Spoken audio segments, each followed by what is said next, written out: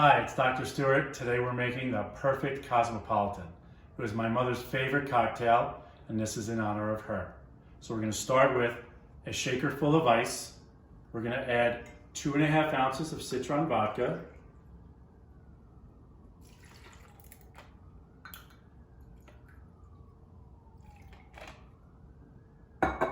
an ounce of Cointreau,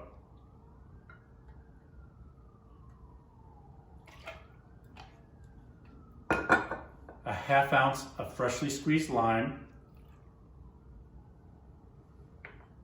and 1 ounce of cranberry juice. We're going to shake that up really well, making sure the ingredients are really nice and mixed.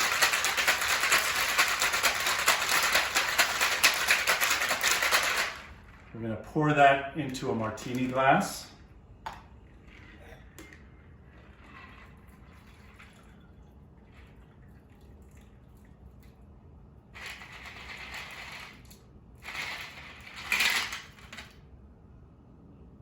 And add an orange peel for garnish.